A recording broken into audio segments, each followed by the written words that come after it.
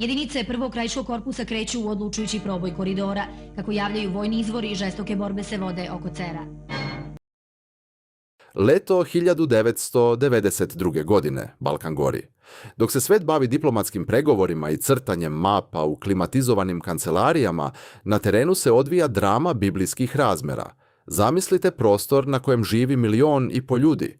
Zamislite gradove, sela, bolnice, škole, a zatim zamislite da neko oko tog prostora podigne nevidljivi, ali neprobojni zid. Nema struje, nema goriva, nema hrane i ono najstrašnije, nema lekova. Zapadni deo Republike Srpske i tadašnja Republika Srpska Krajina našli su se u potpunom okruženju. Od Banja Luke do Knina, srpski narod bio je sabijen u ostrvo koje je tonulo. Neprijateljske snage, vojske Hrvatske i Hrvatskog vijeća obrane presekle su jedinu vezu sa Srbijom. Kod Dervente i Modriće čelični obruč je stegnut. Namere su bile jasne: iscrpiti, izgladneti i na kraju vojno poraziti odsečeni srpski korpus. Ali istorija nas uči da se najstrašnije bitke ne vode za teritoriju, ni za slavu.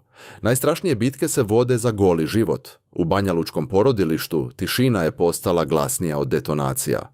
U inkubatorima, zbog nedostatka kiseonika koji nije mogao da stigne iz Beograda, počele su da se gase tek rođene zvezde. Jedna po jedna. 12 beba. 12 malih života koji nisu stigli ni da zaplaču, a već su postali žrtve surovosti rata i indiferentnosti svetskih moćnika. Ta tišina iz banjalučkog porodilišta pretvorila se u krik koji je probudio svakog vojnika, svakog oficira, svakog seljaka u Krajini. To više nije bilo pitanje politike. To je bilo pitanje biološkog opstanka. U tom trenutku doneta je odluka koja će promeniti tok rata. General Momir Talić, gledajući u kartu koja je pokazivala bezizlaznu situaciju, izgovara reči koje će ući u legendu: "Hoću koridor do Vidovdana, pa makar bio kozja staza, neću da deca umiru." Ovo je priča o toj stazi. Ovo je priča o operaciji Koridor 92. Priča o putu života. Da bismo razumeli veličinu ovog poduhvata, moramo sagledati kontekst. Jugoslavija se raspala u krvi. U proleće 1992. godine rat u Bosni i Hercegovini je buknuo svom žestinom. Regularna vojska Republike Hrvatske prešla je reku Savu i okupirala delove Bosanske Posavine, spajajući se sa snagama HVO-A i armije B i H. Njihov cilj je bio strateški mat: preseći Republiku Srpsku na 2 dela, izbiti na reku Vrbas i spojiti se sa snagama u centralnoj Bosni. Da su u tome uspjeli, zapadni deo Srpske i cela Krajina bi kapitulirali bez ispaljenog metka usled gladi i nedostatka municije. Banja Luka je bila u mraku, vozila su stala, rezerve brašna su se merile danima, moral stanovništva je bio na ivici pucanja, ali vest o smrti beba pretvorila je očaj u hladnu, čeličnu odlučnost. Nije bilo izbora. Povlačenje nije bila opcija, jer se nije imalo gde povući. Iza leđa su bile porodice, ispred je bio neprijatelj. Glavni štab Vojske Republike Srpske, svestan da vreme radi protiv njih, priprema plan za ofanzivu kodnog naziva Koridor 92. Bio je to vojni hazard. Neprijatelj je u Posavini bio brojan, dobro naoružan, ukopan u rovove i podržan artiljerijom sa leve obale Save iz Hrvatske. Imali su logistiku, imali su sveže snage. Srpska vojska je imala ograničene resurse, ali je imala motiv koji nijedna vojna akademija ne može da proračuna. Formirane su taktičke grupe. To je bio ključ. Umjesto tromih formacija stvorene su brze, udarne jedinice. Taktička grupa 1, pod komandom pukovnika Novice Simića, dobila je zadatak da bude vrh koplja koje će probiti oklop neprijatelja. Taktička grupa 2 štitila je bokove. Na jugu, kod Doboja, pukovnik Slavko Lisica sa taktičkom grupom 3 imao je nezahvalan i težak zadatak: da veže neprijateljske snage za sebe, da trpi udare i spreči ih da pošalju pojačanje na mesto proboja. Plan je bio drzak. Umjesto očekivanog frontalnog udara, tamo gdje je teren najlakši, srpski komandanti su odlučili da iskoriste faktor iznenađenja. Udariti brzo, snažno i nezaustavljivo. Zora, 24. juna 1992. godine. Tišinu Posavske ravnice pocepale su hiljade granata. Počelo je. Operacija Koridor je krenula. Srpska artiljerija je orala neprijateljske položaje stvarajući prolaze za tenkove. Mora se razumeti teren na kojem se ovo odvijalo. Posavina je ravna, brisani prostor, idealan za onoga ko se brani, a smrtonosan za onoga ko napada. Svako selo je bilo tvrđava, svaka kuća bunker, ali oklopno mehanizovane jedinice prvog krajiškog korpusa nisu stajale. Tenkovi M80 i 4 tutnjali su kroz kukuruzišta, iza njih pešadija. Obični ljudi, radnici, seljaci, profesori, pretvoreni u ratnike silom prilika. Znali su da ako oni stanu, u Banja Luci staju respiratori. Prvi udari su bili strahoviti. Neprijateljske linije su počele da pucaju pod pritiskom. Jedinice poput Vukova sa Vučjaka, pod komandom legendarnog Veljka Milankovića, jurišale su na najteža uporišta. Njihova hrabrost davala je krila ostalim borcima. Gde god bi se pojavili, neprijatelj bi znao da tu nema odbrane. Borbe su se vodile za svaku među, za svaki kanal. Bitka za Brdo Kostreš i Cer bila je jedna od najkrvavijih.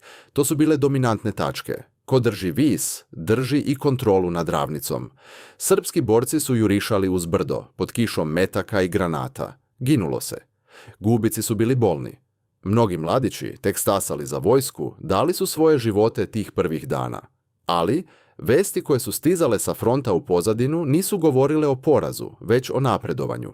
Metar po metar, kilometar po kilometar. Moral neprijatelja, u početku visok zbog osjećaja superiornosti i podrške iz Hrvatske, počeo je da se kruni pred fanatizmom srpske pešadije. Oni su se borili za teritoriju. Srbi su se borili za put do svoje dece. Ta razlika je bila presudna. 2 dana pakla, 2 dana neprekidnih borbi, bez sna, bez odmora. A onda je svanuo 26. jun 1992. godine. Dan koji će ostati upisan zlatnim slovima u istoriju srpskog naroda zapadno od Drine. Iz pravca istoka probijale su se jedinice istočno-bosanskog korpusa i snage iz Semberije. Iz pravca zapada nadirali su oklopnjaci prvog krajiškog korpusa, mesto susreta, rejon sela Kornica i Čardak. Bilo je popodne, sunce je pržilo. Kroz dim i prašinu vojnici su ugledali siluete u daljini. Trenutak neizvesnosti. Da li su to naši, a onda prepoznavanje, zastave, povici. Susret boraca 2 korpusa bio je scena dostojna najvećih filmskih epopeja, ali stvarna, sirova i emotivna. Zagrljaj ljudi koji se nikada pre nisu vidjeli, a koji su u tom trenutku bili najbliža braća. Suze su tekle niz lica prekrivena barutom i blatom. Tog 26. juna, 2 dana pre Vidovdana, koridor je probijen. Republika Srpska je ponovo spojena. Srbija je ponovo bila dostupna, ali bitka nije bila gotova. Taj koridor je bio, kako je Talić i predvideo, tek uska kozja staza. Bio je pod stalnom vatrom neprijateljske artiljerije. Put je bio nesiguran, blatnjav, izložen. Ipak, istog tog dana prvi kamioni su krenuli. Nisu nosili municiju. Nosili su boce sa kiseonikom. Nosili su lekove za dijalizu, nosili su hranu. Prolazak prvog konvoja kroz tek oslobođeni koridor bio je simbol pobjede života nad smrću. Vozači kamiona su vozili pod granatama, rizikujući živote da bi stigli do Banja Luke. Kada su stigli, dočekani su kao oslobodioci, i bili su.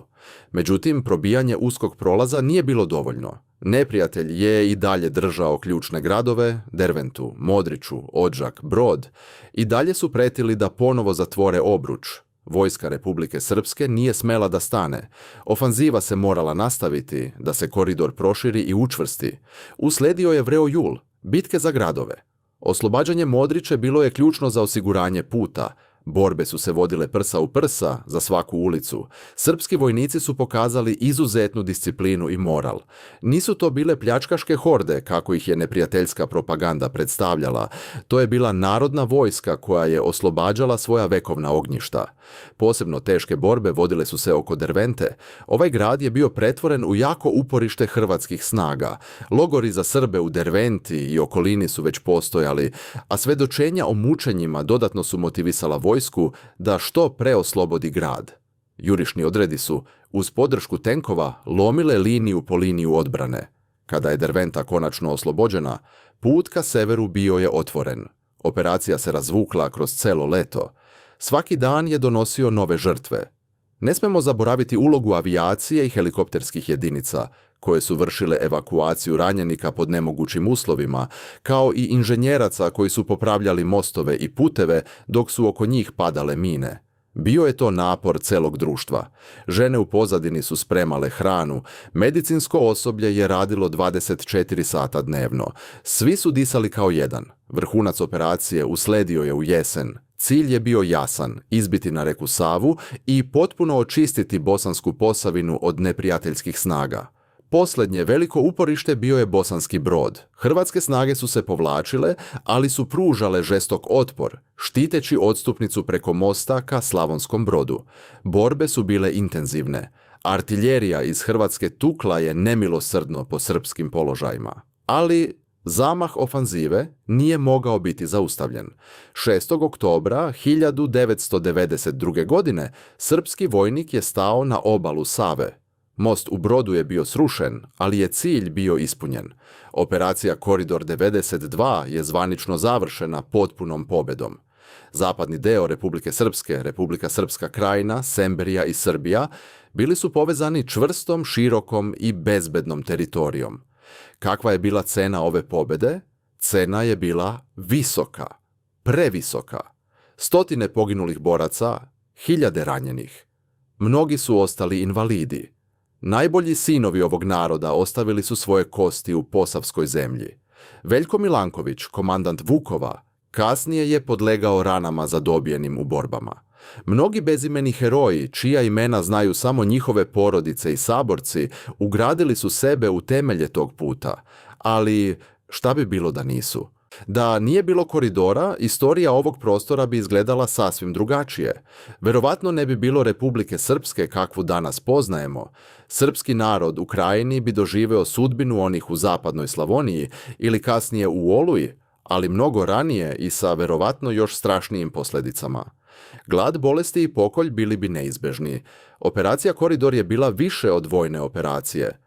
Ona je bila dokaz žilavosti jednog naroda. Dokaz da, kada je sateran u ćošak, kada mu dirnete u decu, srpski vojnik postaje sila pred kojom padaju i jači i brojniji neprijatelji. Ona je i lekcija iz strategije. Dok su drugi čekali pomoć sa strane, vojska Republike Srpske se oslonila na sopstvene snage. Jedinstvo komande, briljantno planiranje generala Talića, Simića, Lisice i drugih, kao i neviđena hrabrost običnog vojnika, stvorili su uslove za pobjedu koja se izučava u vojnim školama.